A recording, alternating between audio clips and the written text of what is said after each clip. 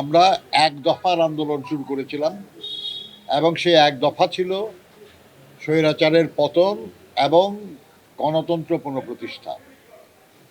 এই লড়াই জুলাই আগস্টে সর্বাত্মক একটা রূপ নেয় এবং সরকার, স্বৈরাচারী সরকার ফ্যাসিবাদে পরিণত হয় এবং সেই ফ্যাসিবাদী সরকারের পতন ঘটে 5ই আগস্ট। ফ্যাসিবাদের সরকারের প্রধান পালিয়ে যান। এখন আন্দোলনের একটা পর্যায়ের সমাপ্তি হয়েছে, আমরা সফল হয়েছি আল্লাহর মেহেরবানিতে, কিন্তু গণতন্ত্র পুনঃপ্রতিষ্ঠার কাজ এখনো অবশিষ্ট রয়েছে। এই অবস্থায় আমরা যারা দীর্ঘদিন আমাদের আন্দোলনের সাথী ছিলেন, আমরা একসাথে জোটবদ্ধভাবে আন্দোলন করেছি, যুগপৎ আন্দোলন করেছি এবং এই ফ্যাসিবাদ পতনে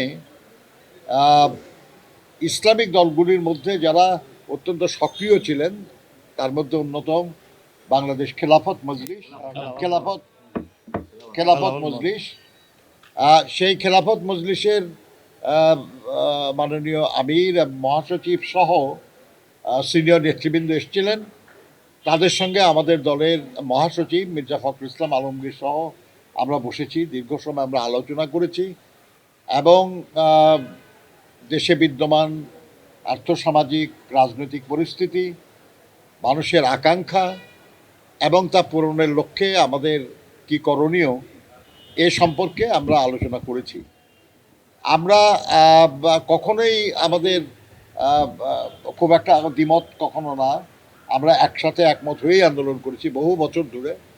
কাজেই এখনও আজকে যে আলোচনা করেছি আমরা, এই আলোচনায় আমাদের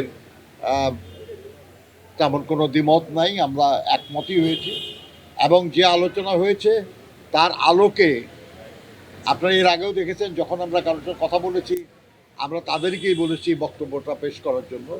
সংস্কার তো আমরাও চাই, কিন্তু আমরা বলছি সব সংস্কার কখনোই শেষ করা যায় না। যে সংস্কার আজকে আমরা করব, এখন থেকে 2 বছর পরে হয়তো আমরাই সেই সংস্কারের আরেকটা সংস্কার করতে চাইব। আমরা বলেছি যে একটা অবাধ, সুষ্ঠু, নিরপেক্ষ নির্বাচনের মাধ্যমে জনগণের কাছে তার ক্ষমতা ফিরিয়ে দেওয়া হলো আমাদের এই সারা সময়টা, যে 16 বছর, বিশেষ করে জুলাই আগস্টের যে ছাত্র শ্রমিক গণঅভ্যুত্থান, তার আকাঙ্ক্ষা। সেই আকাঙ্ক্ষা পূরণের জন্য একটা জাতীয় নির্বাচন এবং জনগণের হাতে ক্ষমতা ফিরিয়ে দেওয়াটা জরুরি। এর জন্য যেসব সংস্কার প্রয়োজন, গুরুত্বপূর্ণ, এই সংস্কারগুলি তো আমরাও চাচ্ছি এবং সেটা যত দ্রুত সম্ভব।